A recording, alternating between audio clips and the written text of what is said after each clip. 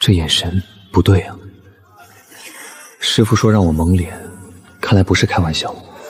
可我这脸究竟怎么了？君言，小道出来催献，见此处守卫森严，可是出了什么大事？红玉郡主将至，我等正恭迎奉驾，要进城便快些。传信兵一到，城门即刻进行。红玉郡主，崔县是他的封地，他却一直住在深宫，从未亲自来过，偏偏这个时候来，难道强征童男童女之事真与朝廷有关？先去茶馆把包袱取回来，正好此看看老板还记不记得我。只是要验证此事，恐怕就得露脸。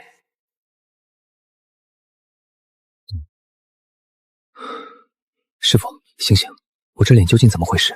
孽徒，为师都快死了，你还不让我睡安徽？师傅，若你一开始说清楚，我也不至于吵醒你。我看着没什么毛病，可旁人看我的眼神很不对。让你蒙面你不听，现在知道麻烦了。师傅，别卖关子了。你刚刚凝练气海，灵气入体，正在发毛洗髓，凡人看不见灵气，可在他们眼中，你这副皮囊便像是在发光。不仅如此，你呼吸吐纳之间也有灵气残留，旁人吸入体内，自然会对你心生好感。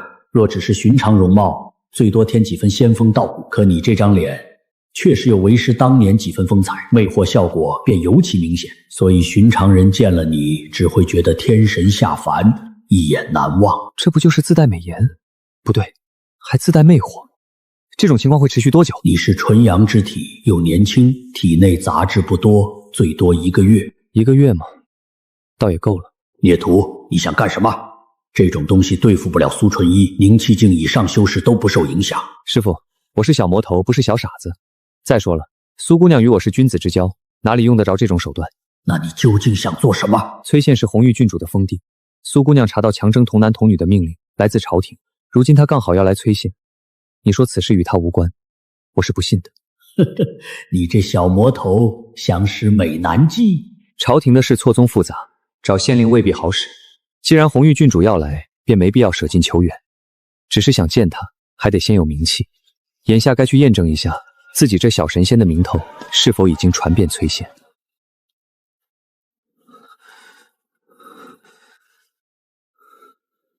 茶馆出了什么事？你是县长，你终于回来了。慢慢说。县长恕罪，你留在这里的包袱被人抢走了，茶馆也被封了。掌柜为了护我被他们打成重伤，大夫说怕是撑不了多久了。谁做的？一伙外来的恶客，有10几人。他们听我说县长与那位仙子绒毛绝世，便骂我吹牛。我与他们争了几句，他们就砸了店，打断了我的腿，还抢走了县长的包袱。报官了吗？报了，可衙门说县太爷事务繁忙，让我们回去等着。我听说那些人给衙门送了不少银两。小人多嘴，连累了县长，还请县长恕罪，只求县长救救掌柜，所有过错都在我一人。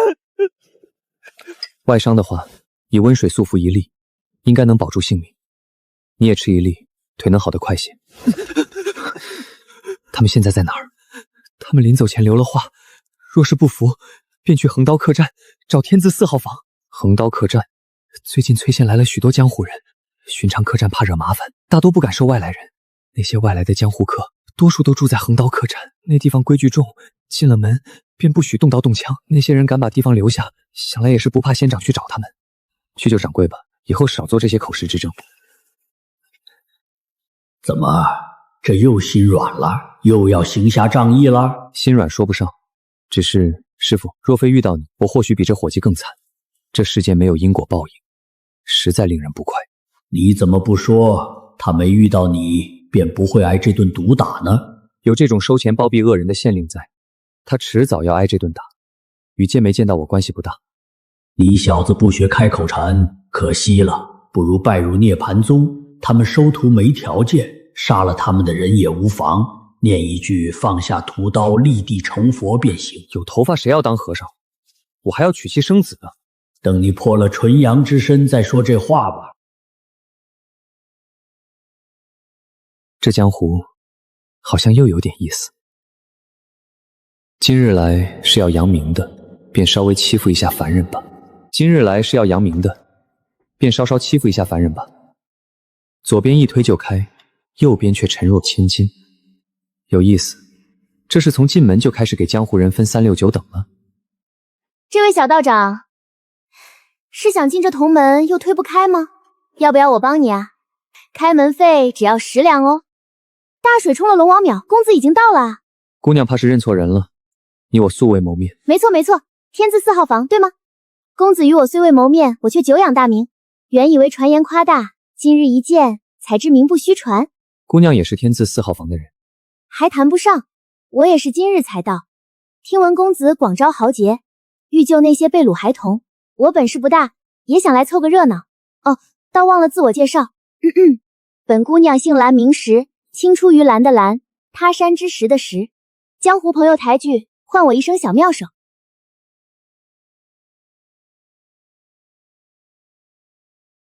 瞧，本姑娘这手艺不差吧？这姑娘未免太过热络，3言2语间便透露不少消息。天字4号房里，可若真是为救孩童而来，又怎会随手伤人？姑娘打开这门，不怕我跟你一起进去，坏了这客栈的规矩。混江湖又不仅仅是打打杀杀，也要讲人脉的嘛。何况公子不是早进过同门了吗？蓝姑娘与我初次见面，如何能认得出？这怎么可能认错？公子这张脸，世上哪找得出第二张？没见你之前，我只当那些传言都是夸大，什么一见公子误终生，哪有这般邪乎？我也见过不少被人吹上天的角色人物，真见了，不过是皮相好些，气度清高些。可公子不同，方才只看了一眼，我都险些失了神。嘻嘻，幸好我年纪还小，还没到想男人的时候。聊了半天，硬是没说到点子上。公子近来真是风光，听说不少绿林好汉都来投奔，要与公子共商大计。什么裂谷狂鳌、黑山追煞、九指脱皮鬼，可都是响当当的人物呢。这对吗？这帮人名号一个比一个凶，凑一起说是救孩子，确定不是要造反？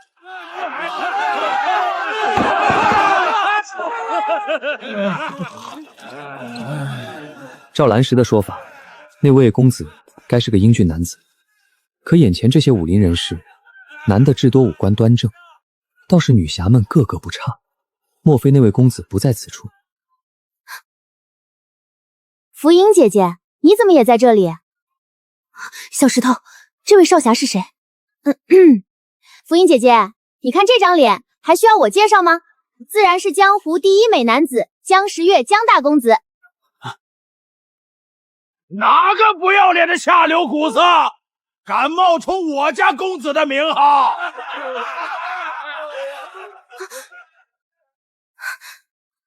他不是裂谷狂傲吗？听闻他最喜欢捏断别人的腿骨。公子，他不是来投奔你的好汉吗？捏断别人的腿骨吗？看来没找错人。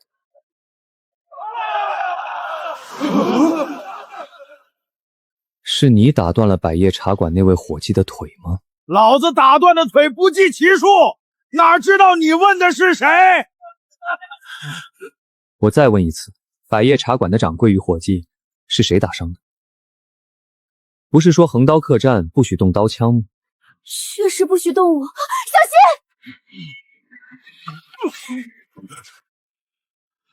心！卑鄙小人，胆敢伤我恩公！恩公，将他收入万魂坟，老夫让他再也做不得恶。先不忙动手，让我问个清楚再说。这位朋友有什么仇怨，可以在客栈外解决。横刀客栈的规矩，想必你也清楚。掌柜的，横刀客栈不许动武，他先动手，你没看见？他已被你重伤，算是受罚。可你坏我客栈规矩，又砸了地板，这笔账怎么算？喝醉了也算借口。如今我也喝醉了，掌柜能宽容吗？可以，等你脑袋也塞进地板时，我也能通融。这些年敢在横刀客栈撒野的人不少，可你猜他们最后都去了哪儿？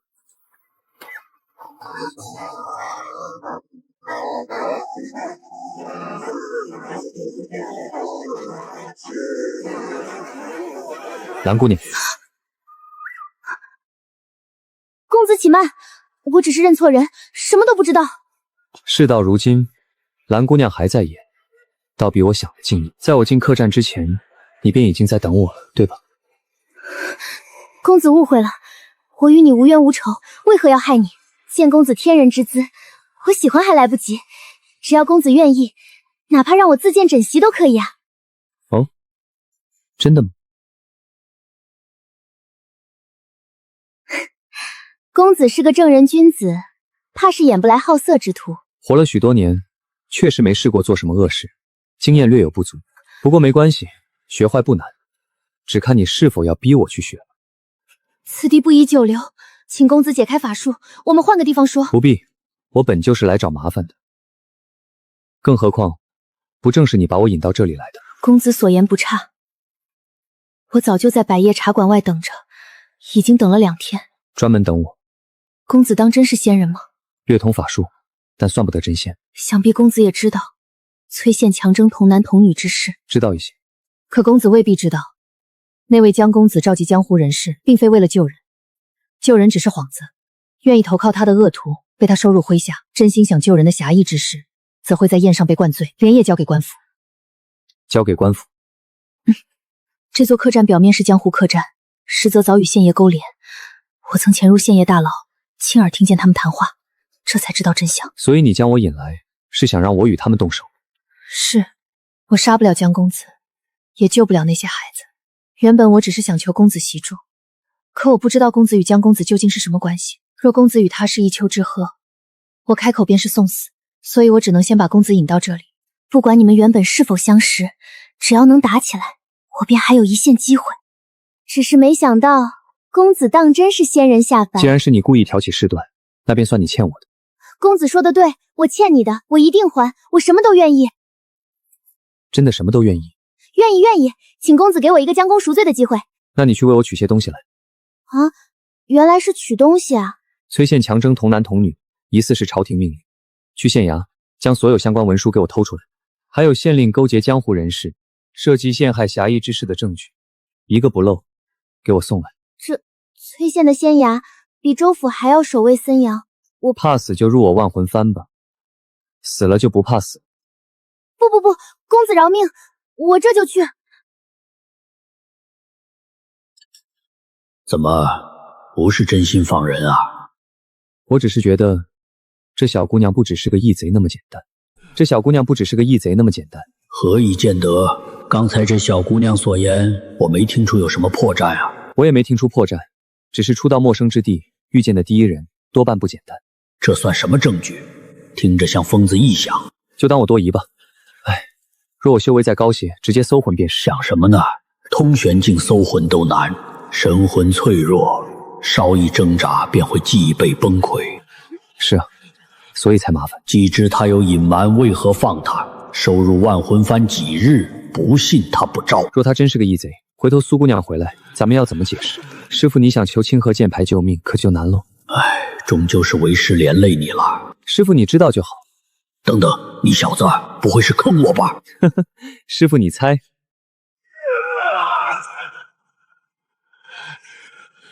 有种，给老子一个痛快！皱一下眉头，算老子是孬种。你这欺压良善的东西，还挺有荣誉感。世道本就弱肉强食，狼食肉，犬啃骨，弱者只能各安天命。又是这套冠冕堂皇的说辞。野兽相争，是为果腹求生，尔等衣食无忧，却仍欺凌弱小，不过是借强弱之名行暴虐之事。你们那个江公子在哪？强征童男童女之事，是否与他有关？让我出骂公子，你想都别想，哪怕粉身碎骨，我也不会告诉你半个字。本来还想先学定身咒，非要逼我先学刑讯逼供。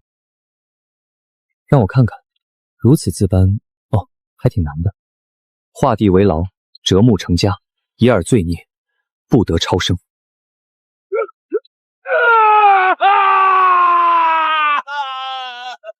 不好，遇到同行了。师父，这魅惑之术怎么解的来着？这魅惑之术似乎是残篇，受术之人至少要损耗30年寿命。师父，我问的是破解之法。我说了，这魅术是残篇，所以我也解不了。我什么都说。原来如此，所谓江湖第一美男子江时月，不过是披着善名的魔修，以媚术操控恶徒，对外称是感化，暗地里却纵其继续作恶。怪不得苏姑娘查不到他，原来他之前竟根本不在此地。如今魔头已经现身，你待如何？等那苏纯一回来，借他的剑斩了这个魔头。稳妥起见，确该等苏姑娘回来再处置。可如今已打草惊蛇，那江公子很快便会知道傀儡被杀，我不找他，他也不会放过我。你这小子又有什么歪主意？师父，阵法用处极大，修行界以弱胜强，多半靠的便是提前布阵。听说当年河道魔尊也曾被低2个境界的修士以阵法斩杀。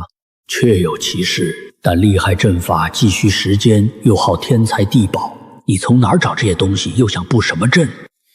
苦厄和尚神魂虽弱，却也是通玄境，若引爆全身精血，能炸死通玄吗？不可能，他如今神魂残缺，连肉身都没了，拿什么引爆？哼，最多像个闷屁，崩人一脸罢了。缺了肉身，咱们给他找一个便是。你未必有那么多时间可以准备。先把剩下的残魂收入万魂幡，以免告状。清河剑派外门陈烨于此诛恶，欲报仇者，7日后黄昏，城南百里孤峰相见。这玉牌可是真货，你就用来骗人？做戏做全套，不然怎么骗得过魔头？你这杀人炼魂又准备炼尸，全是魔门手段，不怕你的苏姑娘知道了直接砍你脑袋？师父，我有自己的行事准则，罪大恶极者死不足惜，杀了便杀了。如今是苏姑娘有求于我，何必低眉顺手？吃软饭能吃得这么硬，真是个不要脸的小魔头。师妹，你整日板着一张脸，这脸色是给谁看的？师兄若看不惯，尽可去找师父告状。何况师兄有飞遁之术，本不必委屈自己坐马车。师妹，你自幼锦衣玉食，哪知旁人辛苦？能坐马车，何必费力飞遁？你也不必在我面前装模作样。不久之前，你不过是个用来夺舍的皮囊儿，养你10几年，为你花费这么多心思，不过是等着宰杀的那天，跟养一头猪没什么区别。真以为师父松口收你为徒，你便能与我平起平坐了？到头来，还不是要被师父吞了神魂，落个魂飞魄散。师兄这般说，是盼着师父晋升失败，好夺舍了我吗？少挑拨离间，等师父晋升成功，你便没了用处。收集童男童女这点事都办得纰漏百出，到头来还不是要我收拾？等此事了结，我自会让你知道什么叫生不如死。哼！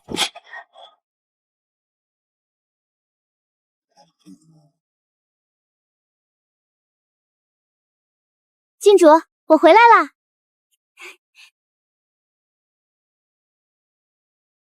事情办得如何？崔县之事闹得这么大，终于引来修行者了。那个小神仙不是招摇撞骗，是真有本事，我差点都被他抓了去。可有受伤？没有，我机灵着呢。不过那人当真厉害，很快就发现我是故意引他与江时月的人闹起来。清河剑派总算来了。郡主，我看那小哥年纪也不大，真能对付那些魔头吗？不知道，但总不能坐以待毙。郡主，他在横刀客栈留了口信，说7日后要与江时月决斗，我们怎么办？他既未留下传信之法，为何要你去偷县衙文书？得手之后又该如何交与他？还有，他为何偏偏约在7日之后？你回客栈时，可见到那些被他伤了的武林人士？没有，一个都没见着，连尸体也没有。会不会是被他生擒了？生不见人，死不见尸。这个清河剑派的修士，恐怕也是个杀人炼尸的魔头。郡主，不是都说清河剑派是名门正派吗？可我看那位小哥不像魔头啊。善恶哪里能从外貌看出来？你看江时月，难道生得不好看吗？差远了，那位小哥比江时月好看10倍，不，100倍。江时月那厮虽非善类，可改换容貌后，也称得上难得的美男子，比他还好看10倍100倍。糟了，小石头怕不是被魅惑了。我命令你找到那个躲起来的魔头，杀了他。我尽力。小石头，以后遇到修行者，千万不能鲁莽，保存自身才是最重要的。啊，郡主刚才不是命我去杀他吗？傻丫头，我逗你的，你连他在哪儿都不知道。修行人若真想藏，凡人岂能找得到？若他真是魔头，那风战术必定有诈。只是为何要误挡江时月？是想逃，还是想设陷阱？魔头绝不会无力而战，他图的究竟是什么？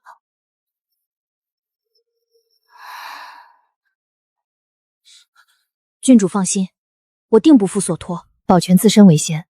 此事只是我的猜测，成败看天意。你若真寻到了，留下书信即可，不必独自见他。请郡主放心，我这就去办。不急，那人既约了7日，便是有意拖延。你现在去，反倒可能扑空。今晚先歇息。那今晚还像小时候那样？小石头，千万记住，保存自身才是第一。不要冒险，不要掉以轻心。时日无多，你一定要活下去，替我们活下去。这个清河剑不会的魔头怎么来了？他究竟想要什么？深夜打扰，是我失礼了。不过崔县之事，还需郡主为我解惑。不知道长想知道什么？我想知道一切。你究竟是谁？宫中郡主为何会与修行人扯上关系？崔县强征童男童女，是否出自你令？又是为谁搜集这些孩子？我可以告诉你，但你先告诉我，你对小石头做了什么？他绝不会出卖我，你怎知他是我的人？放心，我没对他动手脚。原以为他是郡主假扮，如今看来，是我想多了。郡主，快天亮了，既然我已为你解惑，你也该回答我的问题了。不错，是我伪造朝廷文书，令崔县征集3000童男童女，有人要以他们献祭，布下英灵洗魂法阵。英灵洗魂法阵？我拜天武老人为师，他修炼魔功，需3000人做祭品。我恰有崔县封地，便替他征集童男童女。郡主，无需如此，我来得更早些，听见了你与蓝氏姑娘的谈话。清河剑派是你故意引来的，你并非心甘情愿替那魔头做事。事已至此，不妨坦白些，说不定还有转机。你说的像是要救我一样，你不也是魔头吗？魔道中人自私自利，那些孩子的生死，我的生死与你有什么关系？你说这些软话，不过是想知道法阵的秘密。魔头都是如此，贪婪、自私、残忍，你还不如直接杀了我搜魂。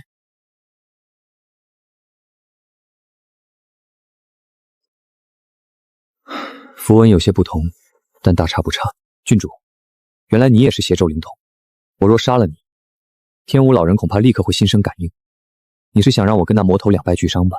等等，不对，蓝姑娘怎么也是邪咒灵童？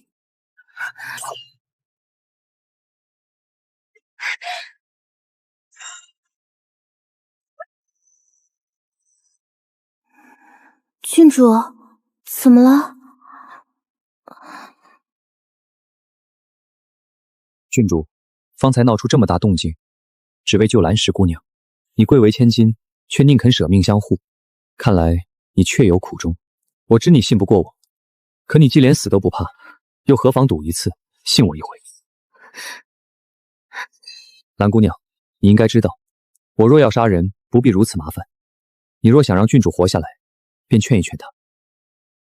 我真心想救人，不仅是那3000无辜孩童，还有你们主仆2人。郡主，要不我们就试试，反正我们也反抗不了。你究竟想知道什么？其实你与蓝姑娘不是主仆，而是血亲姐妹吧？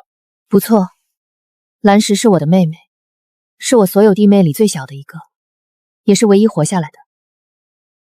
从我记事起，那老魔准备了许多夺舍用的皮囊，他几乎每年都会带来1-2个弟弟妹妹。我能感觉到他们与我血脉相连，可他逼我亲手为他们画上符文，将他们变成跟我一样的傀儡，并非每个人都能承受这种仪式。这么多年，只有蓝石活了下来，其他人都死在我的手上。所以你故意引来清河剑派，又把强征童男童女之事闹大，是盼有正道修士救你脱身。确实如此，可惜只引来了道长。你其实并非清河剑派修士，也只是假冒正道，对吗？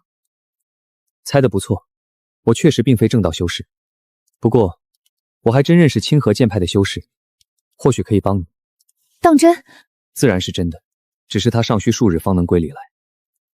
在此之前，还请郡主将那魔头的情报尽数告知，好让我早做准备。他如今是何修为？我对修行所知不多，他早已是通玄境，这次是想借婴灵洗魂法阵，让神魂蜕变，突破化神。还只是通玄吗？苏姑娘也是通玄境，只要拖到她回来，事情便简单了。你能确认天武老人何时出关吗？不知，那魔头平日神出鬼没，我既不知他何时归来，也不知他在何处闭关。他只命我征集童男童女，待事成之后，江时月自会通知他。又是这位江大公子，他是什么境界？气海境。道长要对付江时月？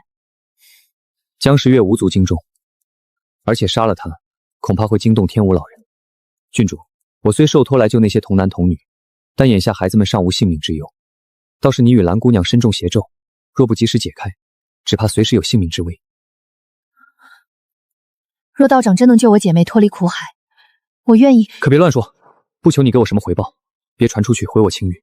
挟恩忘报这种事若传出去，我还怎么在苏姑娘面前抬起头来？好不容易抱满的大腿，可不能现在就松手。难道真是自己误会了？这人真是好人吗？得罪。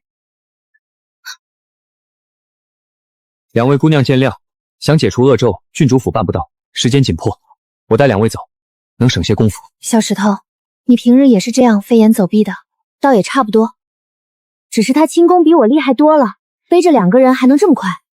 傻丫头，多半是某种法术，修行之人果然不是凡人能比。郡主，我们是不是也能修行？这位道长看着不难说话，若拜他为师，若这位道长真是好人，若他真能解开那夺舍恶咒，那或许……到了。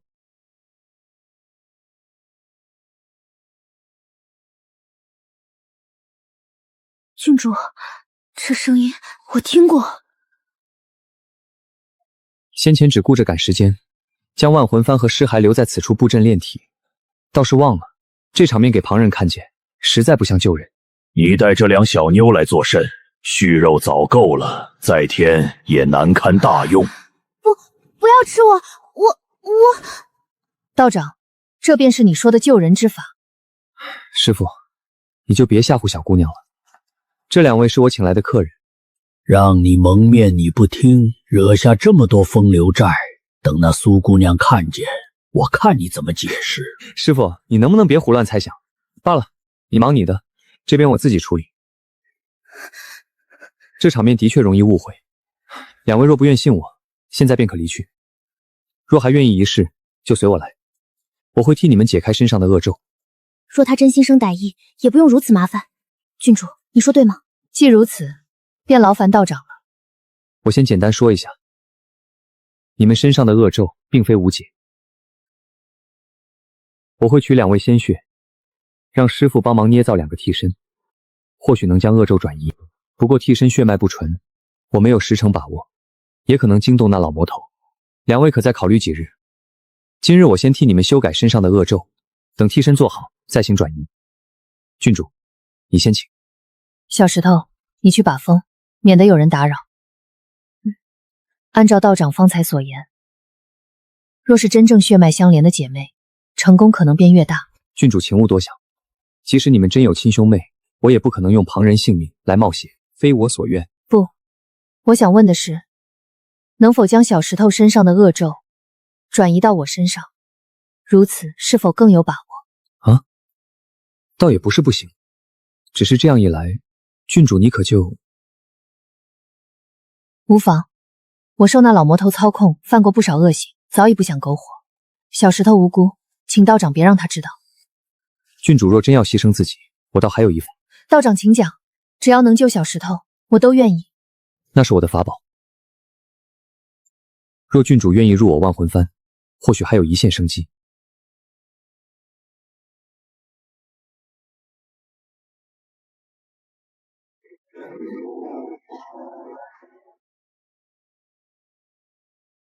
弟子苏纯一拜见掌门。免了免了，苏丫头，我记得这是你第一次出门历练，5代弟子里你天赋最好，修到通玄境才下山的也是头一个。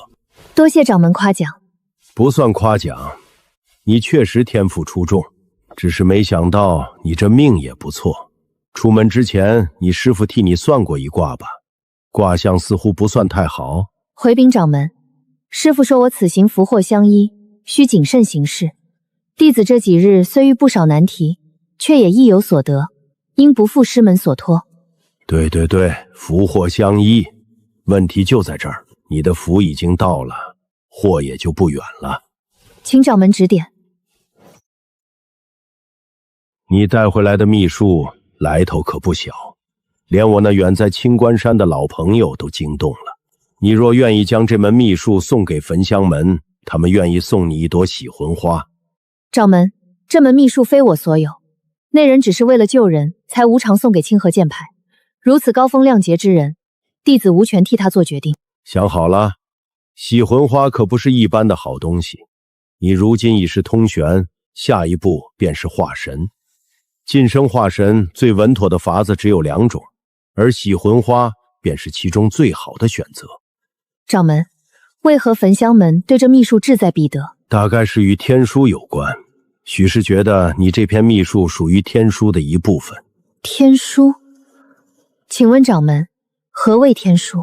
哦，那是世人都快忘了的上古传说，你们这些小辈应该没听过。传闻这凡间乃是上古真仙所造，阴阳五行、风水术数都是人为书写，这些规则便写在天书之中。天书包罗万象，得知可掌控天地灵气。差不多便是这种说法。掌门觉得这是假的？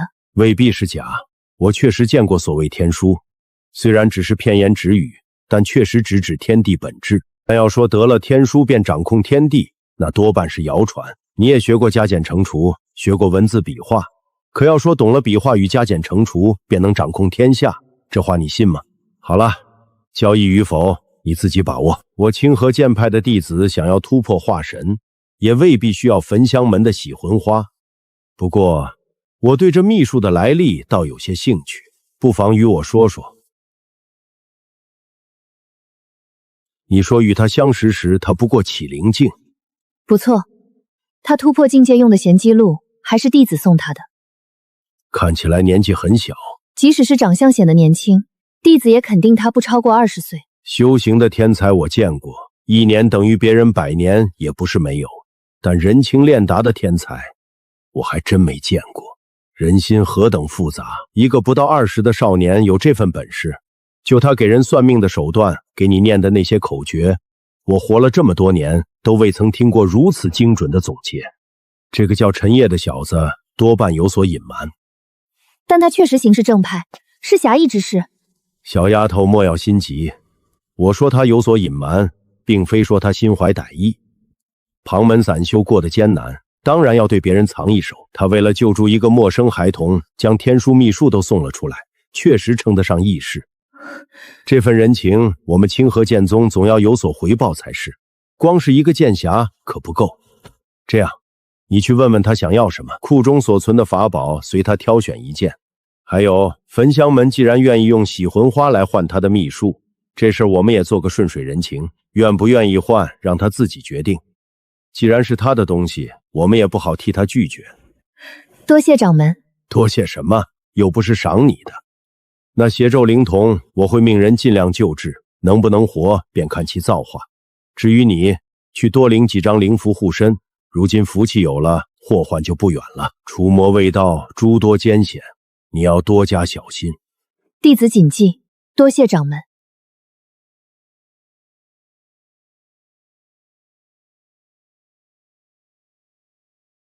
老陆，你看，该说的我都说了，你们自己找人换去。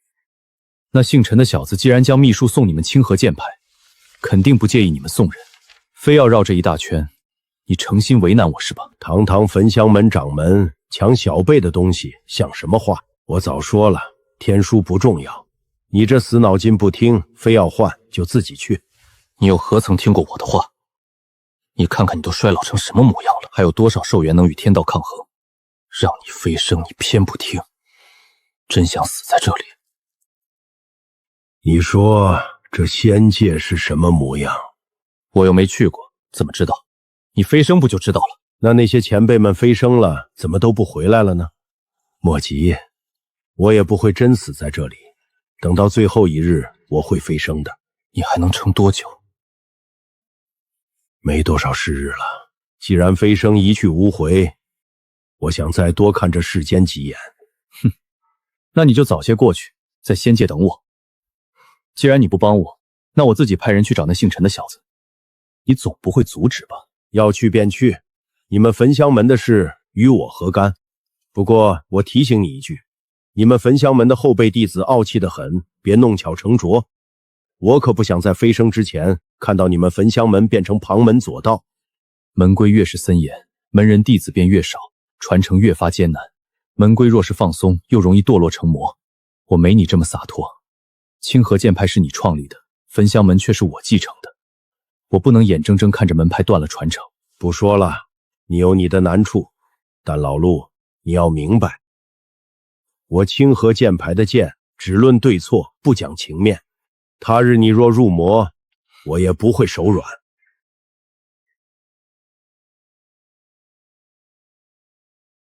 虽说我已有8、9成把握，但终究还是有风险。一旦开始解咒，依旧有可能惊动那天武老人，到时候你马上就有性命之危。郡主当真是丝毫不在意自己的生死啊！我这一生活着本无意义，若不是小石头活了下来，我早几年便自我了断了。想来那魔头也看出来了，所以故意留下小石头的性命。何必如此悲观？你之前受恶人所控，身不由己而已。我害了自己的弟妹，又为逃命，连累宫中许多人。若非贪生，我何至于连累那些无辜稚子？既无宁死之节，又何来无愧之心？我此生虽短，但至少让小石头活得快活。所有罪孽都在我身，等我死了，他便可以替我与其他兄弟姐妹活下去。看来从一开始，他就没准备活下去。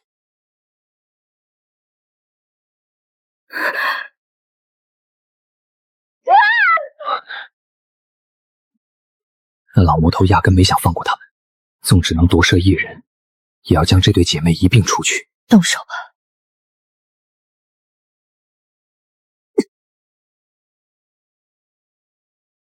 那老魔头压根没想放过他们，纵只能夺舍一人，也要将这对姐妹一并除去。动手吧。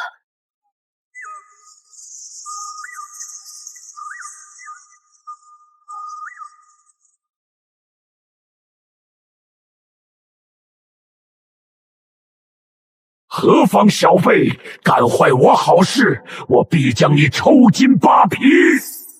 明明说好，染血咒不到最后关头不要动用。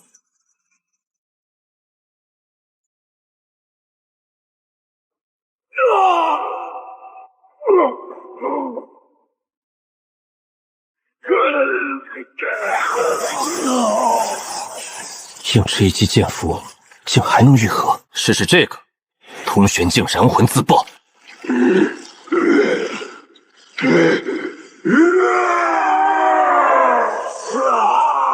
死，与我同死！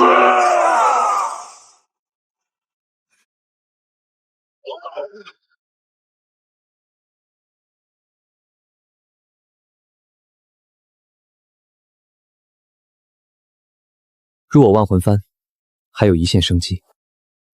多谢道长垂怜，不过我该去陪其他兄弟姐妹了。孽徒，你要消沉到何时？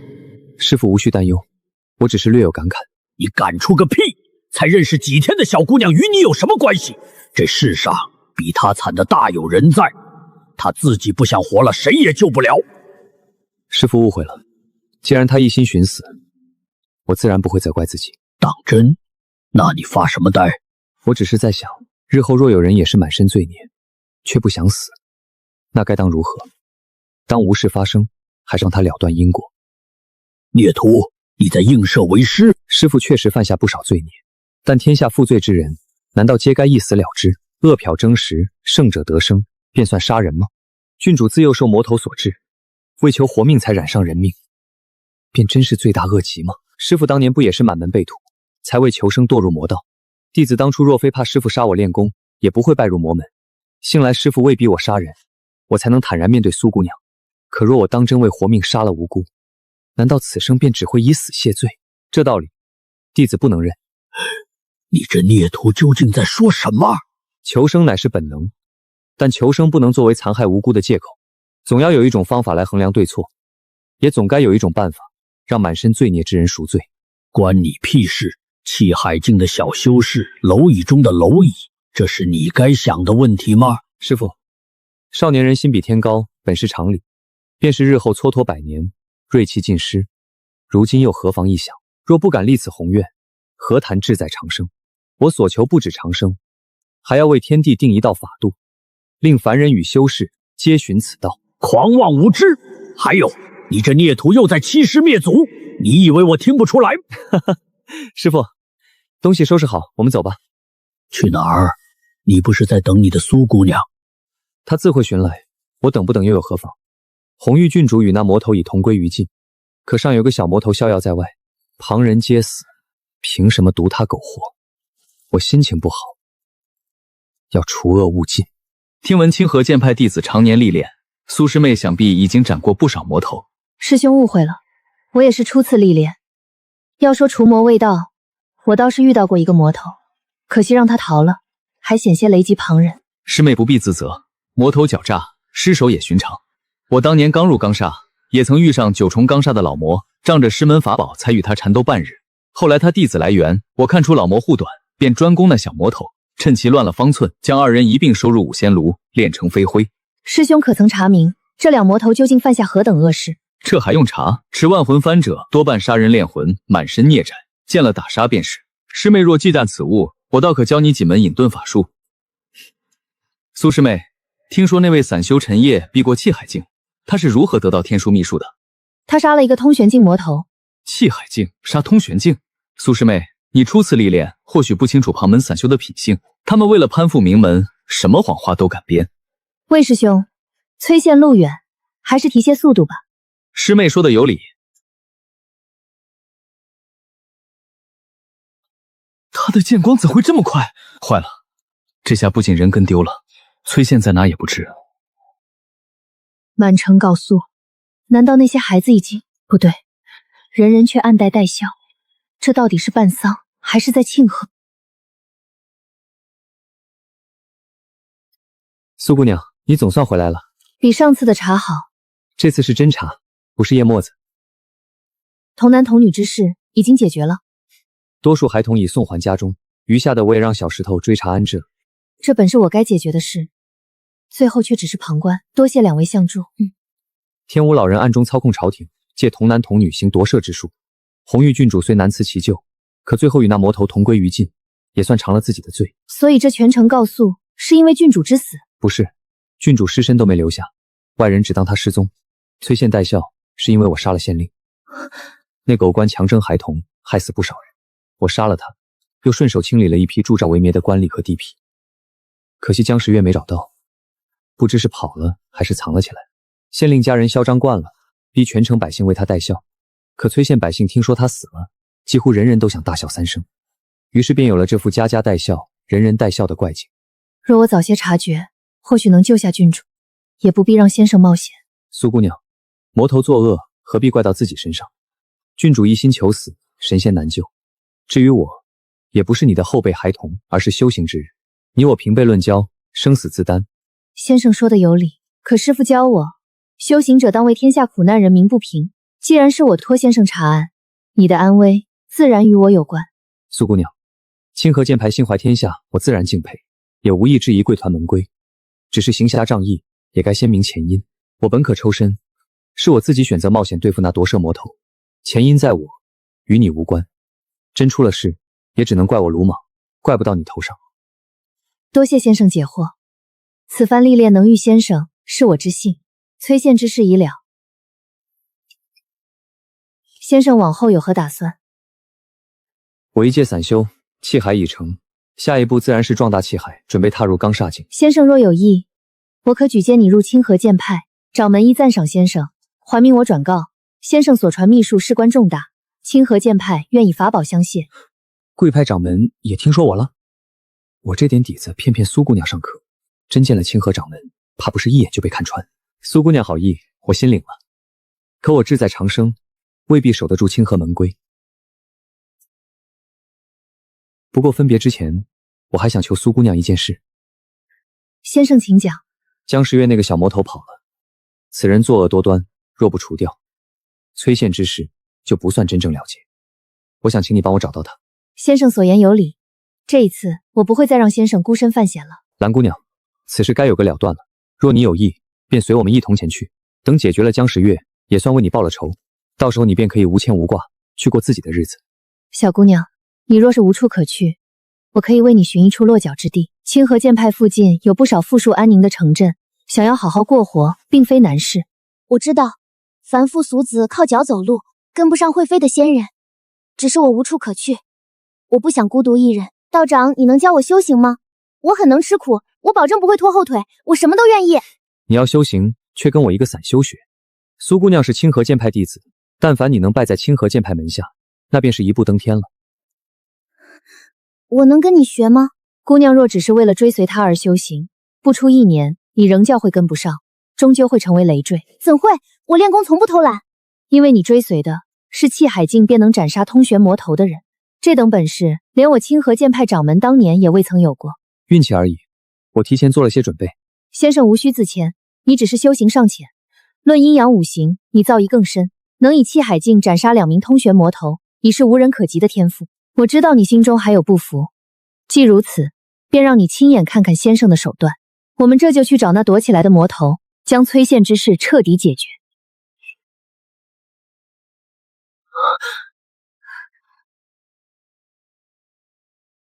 先生稍等，我这就将那魔头找出来。苏姑娘以剑气为阵，推算魔头行踪，这究竟是什么原理？具体如何，我也说不清楚。此术出自无量剑壁，借因果寻人。我曾在受害者尸骸上结阵，便能指向凶手所在。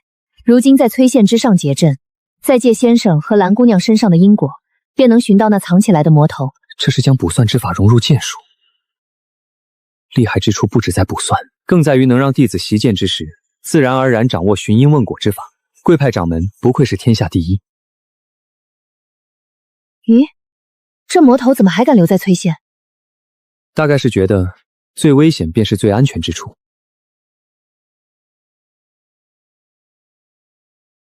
我们这是等什么？仔细看先生的手段。活树无声息，尘埃不流转。这里不像客栈，倒像一幅画，原来是幻术。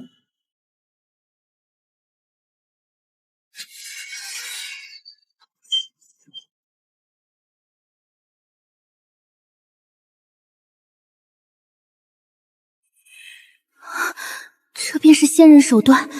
魅惑之术，魔头就是魔头，草菅人命只当等闲。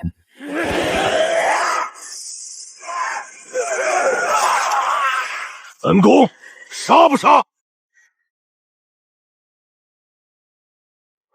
你为何咄咄逼人？你究竟想要什么？都是同道中人，没必要拼个你死我活。华夏到了，什么都可以商量。谁跟你这魔头是同道中人？你敢说你不是魔门中人？难道你真以为假冒清河剑派弟子，便没人知道？这位就是清河剑派弟子，你不服，可以问问他的意见。你当我傻？当着清河剑派弟子的面用万魂幡和迷魂香，他若是清河剑派的，我将名字倒过来写。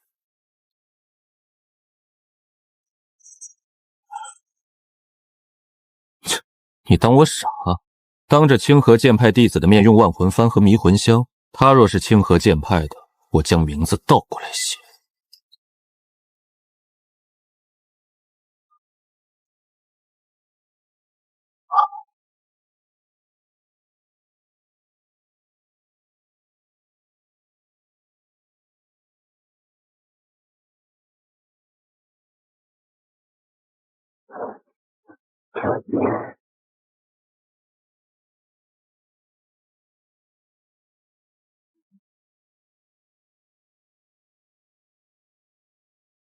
速速投降，入我万魂幡，好好忏悔你的罪孽。怎会？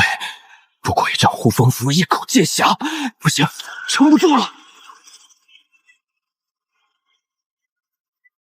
早就猜到你会跑。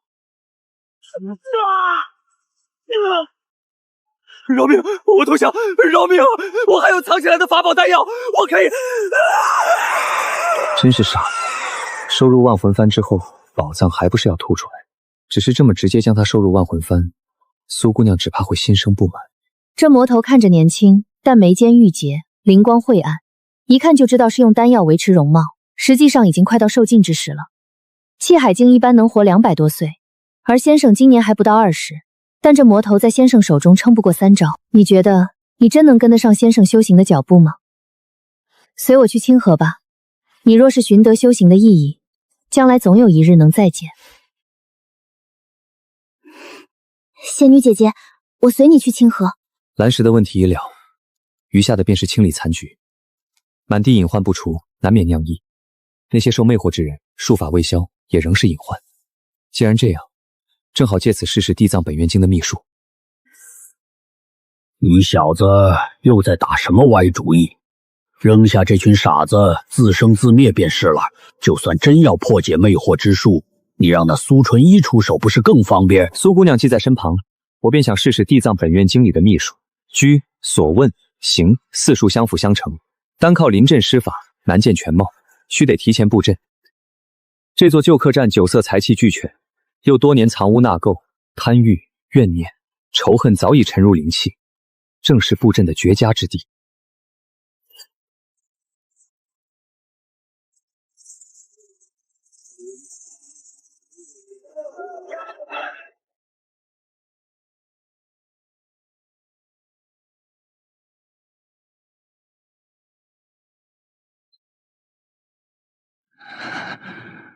如可知罪。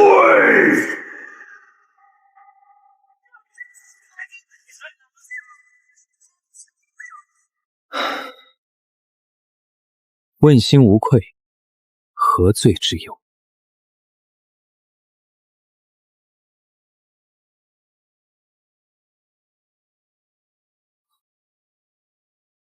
原来如此，这阵法不是先审旁人，而是先审布阵之人。若自己当真罪孽深重，刚才那一勾出的就不只是几缕愧意了。骗人容易，骗自己就难了。即使说着问心无愧，可终究还是对苏姑娘隐瞒了自己的出身。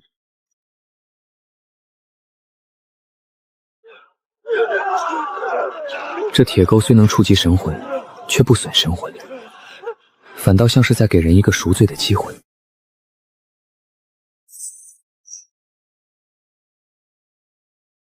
大胆魔头，竟然敢在闹市伤人！我焚香门魏长生今日要替天行道。大胆魔头，竟敢在闹市伤人！我焚香门魏长生今日便替天行道。正道5大门派之一的焚香门，果然是擅长炼丹，连法宝都是丹炉。不能赌，护风符未必能灭火。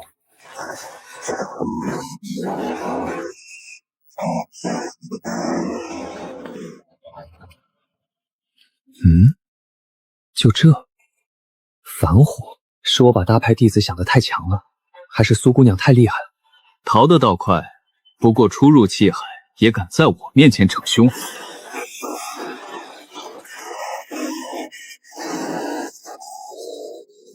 果然只是反火，既然这样，那该我呢？区区铁钩。怎么可能？我以钢煞淬体，寻常刀剑连皮肉都破不开。这像是冲位了吧？还真够坚固，连划痕都没有。铁钩锁炼安罪孽伤人，他一个正道弟子，怎痛得像要魂缠魄散？谁才是魔头？莫非是冒充的？上去将他扒了。恩公，你这神通好吓人，我身子发软，动不了。没想到这秘术还会震慑怨灵。道友莫怪，我只是为了自保。该死的魔头，我必杀你！你要做什么？你敢抢我焚香门的宝贝？道友误会了，谁也不知道修士的储物袋里能掏出什么。我这是自保，木属灵气充盈，怕是能唤出木刺贯穿我身。我暂时替你保管。胡言乱语，这是防身。阴沉木的好东西，不对，好危险的法宝。火技部加天蚕丝，水火不侵，也有可能把人裹住，一时三刻化为脓水，此物也危险。你敢？道友莫怪，我也是为了安全。你我初次见面，谨慎些总没坏处。道友切莫误会，我只是保证自身安全而已。看来道友对我误会很深啊。住手！我就剩一件了，这真不是法宝，就是绸缎而已。你不如给我个痛快。修是修的，不就是长生吗？怎么还能把面子看得比命重？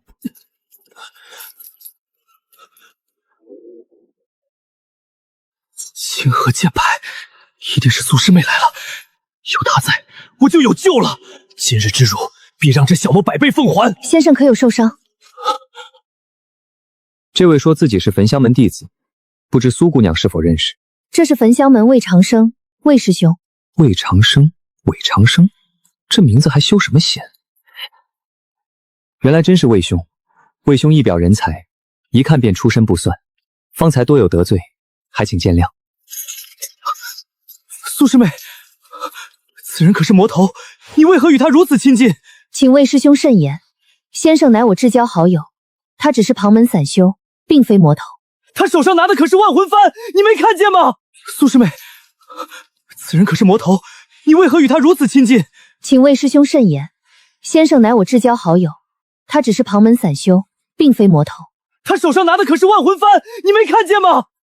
人心中的成见，果然是一座大山。若手执万魂幡便是魔头，那魏兄如今手执万魂幡，难道也成了魔修？强词夺理，是否强词夺理，魏兄心中有数。魏兄方才被铁钩勾住时，神魂里翻出来的那些旧账，也算我强词夺理吗？既有苏师妹作保，魏某便信这位道友一回。一场误会，还望道友海涵。既是误会，大家都无需放在心上。既如此，道友是否能将我的东西还我？自然。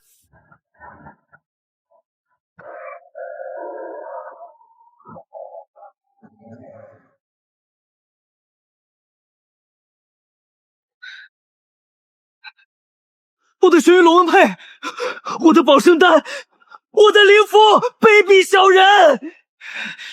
此仇不报，誓不为人！分赃时候到了，苏姑娘，这东西你应该用得上。先生是何时取下这些法宝的？散修嘛，总要懂些奇门杂术。这怕是不太好吧？无妨，算我送你。那魏长生见面便下毒手，要不是我有些手段，早已死在他炉火之下。他毫不顾忌，我自然也不能轻易放过他。我险些忘了告诉先生，魏长生此来是代表焚香门求传秘术的。秘术？你是说地藏本愿经？正是，此术对焚香门极为重要。若先生开口，这些法宝丹药都不算什么，往后修行所需丹药，焚香门恐怕都愿意奉上。我已经将此术送给苏姑娘，你自行处置便是。先生赠我是先生大度，可机缘毕竟源于先生。焚香门若想求术，理应先问先生。不愧是清河剑派，佩服。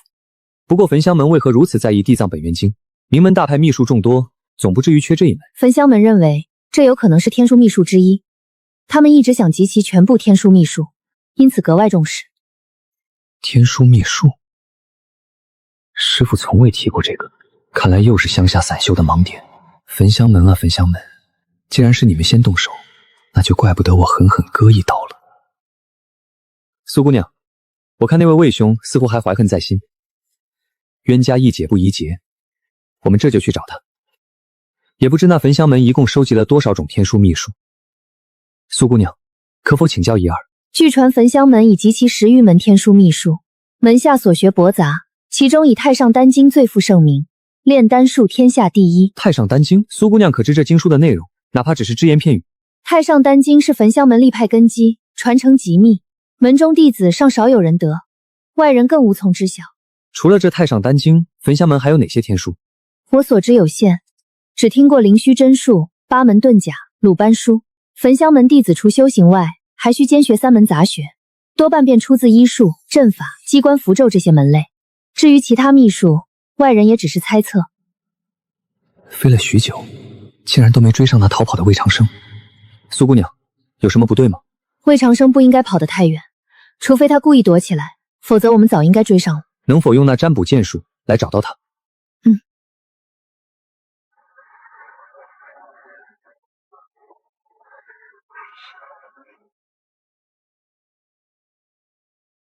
小心！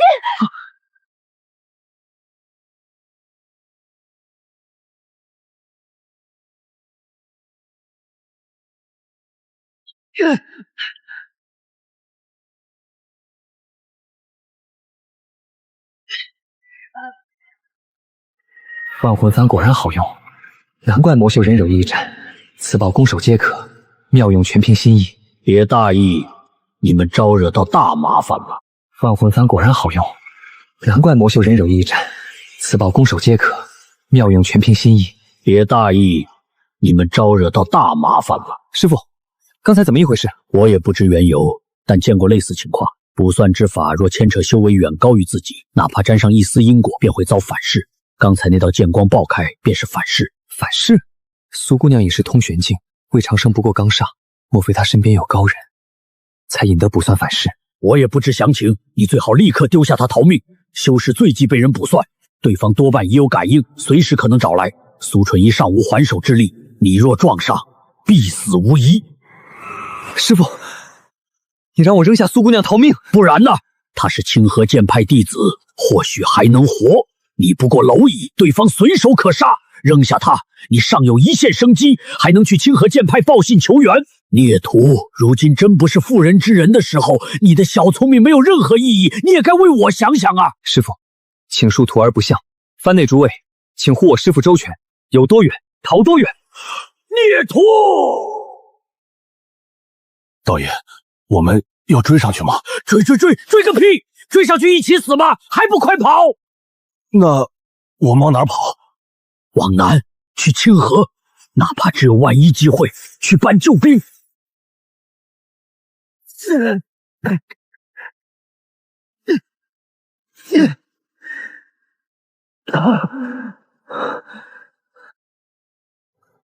不管受了什么伤，对修士来说，灵气才是根本。只要还能继续吸纳灵气，应该就能好转。苏姑娘，你感觉如何？剑气反噬，伤了经脉气海，不过并无性命之忧。也就是说，不能再御剑飞行了。抱歉，连累你了。苏姑娘，你都听到了。方才我只是灵气无法运转，并非完全昏迷。令师与你所说，我都听得见。瞒了许久，终究是纸包不住火。苏姑娘莫怪，我师父被我炼入万魂幡中了，不过当时是他求着进去的，可不是我欺师灭宗。先生此时还有心情说笑，我何时怀疑过先生？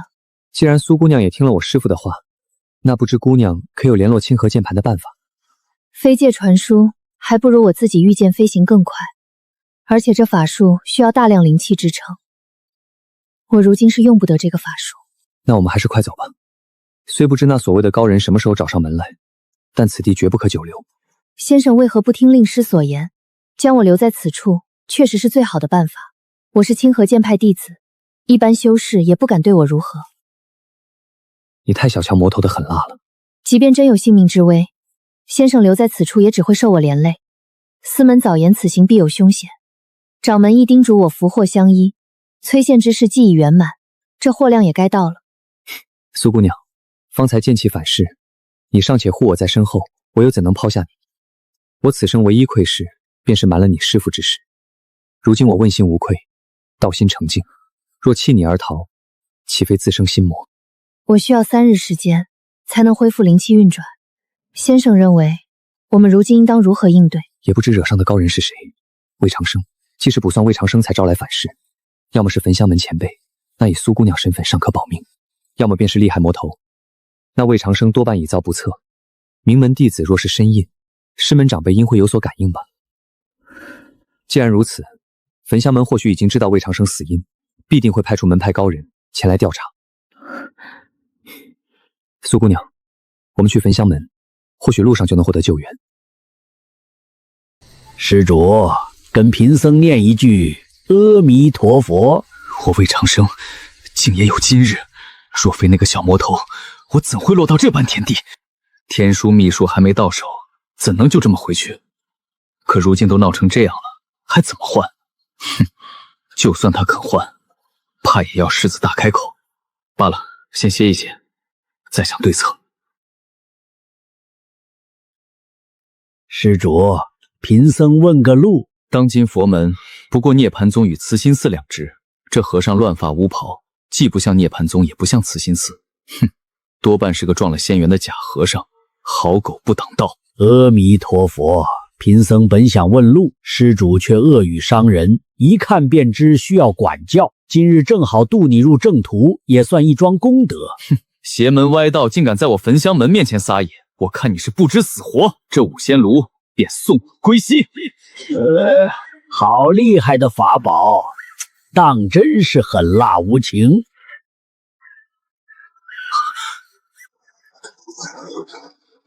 这不可能！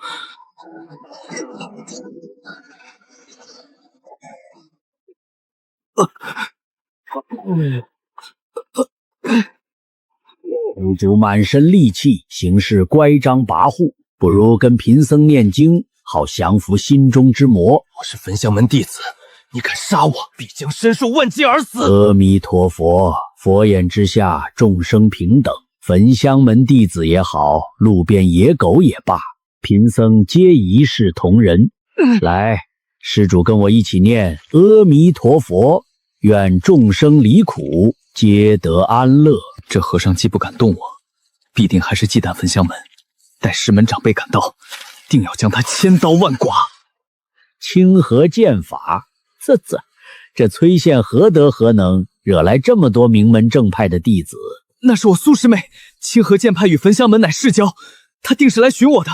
你若不放我，便是同时得罪两派。清河剑派那位掌门确实是不好惹啊，不过贫僧又不是招惹清河剑派，贫僧这是日行一善，为你消灾解厄呢。快随贫僧念经，等你念完了，我还有话要问你。焚香门弟子宁死不屈，你要问便问，我绝不念你的魔经。你这滑头，难道不是该说要杀便杀吗？我念，我这就念。阿弥陀佛，阿弥陀佛。这才对嘛！贫僧日行一善，你好好接着便是。贫僧问你，你何时到此？可曾见过一个法号苦厄的和尚？没有，我刚到此地，还没到一天，不曾见过什么和尚。竟然算到贫僧的头上，看来那清河剑派的弟子还真是来找你的。你说你刚来崔县，但我却听闻崔县与清河剑派有些纠葛，已经持续了不少时日。不知道，我真的只是刚到崔县，从未见过什么苦厄和尚。对了，崔县之事是有人冒充清河剑派，掳走童男童女，苏纯一奉命查探，已来过数次。若苦厄和尚真在此地，他定然见过。若是真让他碰上清河剑派的弟子，估计已经丢了性命。对，清河剑派向来辣手无情，多半是苏纯一杀了苦厄和尚。苏师妹修为在我之上，未必挡不住这疯和尚。你说的有理，缘法玄妙，随口一问，竟得线索。阿弥陀佛，善哉善哉。莫慌，贫僧又非抽魂炼魄的魔头，方才念经之后，施主可觉戾气消了些？有，多谢大师指点，我日后定当将你千刀万剐，扒皮抽筋，让你神魂永生永世被劫火炙烧。哈哈，这才是你的心中所想吧？在贫僧面前，你可以不说话，但可不能撒谎骗我。你对我施了什么法术？这不是法术，是规矩。你随贫僧念了经，便算半个出家人。出家人不打诳语，想说谎先还俗。过几句经文，便能种下禁制。这和尚的修为绝不止通玄。大师饶命，我真没见过苦厄和尚，我既不能撒谎，所言自然句句是真。我信你，你确实没见过苦厄，不过你清河剑派弟子或许见过。贫僧不善不算，只好劳烦施主引路了。大师，我也不知道那苏纯一身在何处，你刚才都看到，他见光之快，我根本追不上。无妨，贫僧并非让你亲自去追。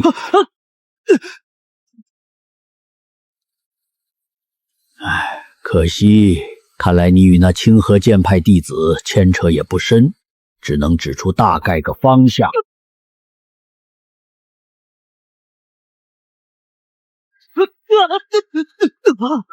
咦，怎么换方向了？这边是焚香门。清河剑派的弟子跑去焚香门，难道是要报信儿？这是又是他们！若不是这两人，我怎会落到这步田地？这里竟是苦厄和尚的葬身之处。他们杀了苦厄和尚，还立碑。阿弥陀佛，惊扰了亡者，罪过罪过。这草人可不简单啊！清河剑宗的弟子有这般手段，真不愧是天下第一门派。不过是不入流的厌胜之术而已。刚入门的修士都会，有什么了不起？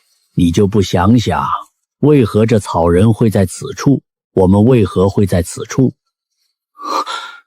是他们故意留下的。他们？你可没告诉我是2个人。你从头到尾说的都是清河剑派的人，想来这另一个就是这位散修陈烨，对吧？不错，我猜也是2个人。不管是谁做的草人，对方都是聪明至极。他料定贫僧不善卜算，便以染血草人作引。至于石碑前，又贫僧寻到此地，这是豪赌，但他们赌赢了。短短时间能算到这一步，还敢冒险，胆大心细，确是个人物。那也是愚蠢之举。此物正如那本命法宝，正好可以施展淹圣之术。我若是对这草人下咒，他们反倒要遭了暗算。那你可以试试。你们也该尝尝被折磨的滋味。不好，有毒！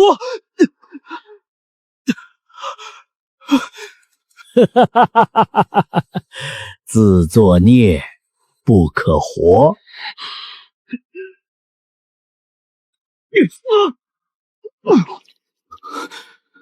亏你还是名门正派的弟子，连这草人的精妙设计都没看出来。你以为他只藏了毒？错了，这草人符文精巧，一碰即碎，根本咒不了人。毒只是幌子，你方才下咒，等于告诉他们草人奏效，我们已被引到此地。自作孽呀！你若不动嗔怒，这草人便不会激发，或许还能瞒过他们。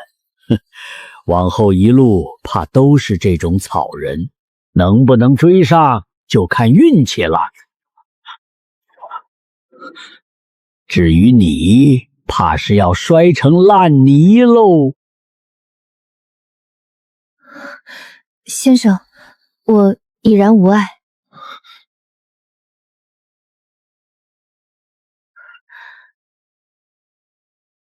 苏姑娘，刚才可是有所感应？先生果然神机妙算，留在石碑下的草人已经破碎，我也受了些影响，不过并无大碍。还真是运气，那老摇头果然不善卜算。既然此物有效，那就不客气了。要拖到你伤势恢复，或者拖到焚香门的人赶来，我们就还有活路。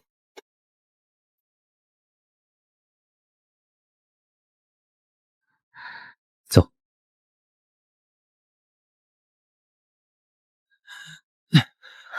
先生，我们歇一晚吧。不行，谁知道那魔头什么时候追上来，也不知道焚香门的救援何时能到。万一只差这一段路，我们就真死得冤了。是我连累先生了。都到这时候了，还说什么连累？难道你现在让我丢下你跑？我知道先生不会。那就换我背先生。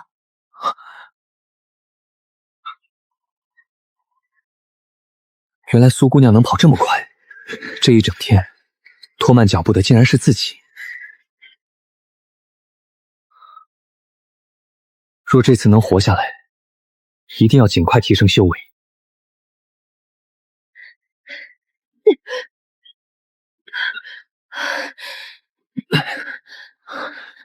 苏姑娘，你怎么了？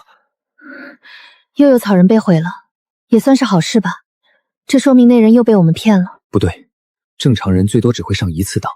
第一个草人藏了毒，对方若是已经吃过亏，第2次就算找到草人，也该知道不能乱碰。除非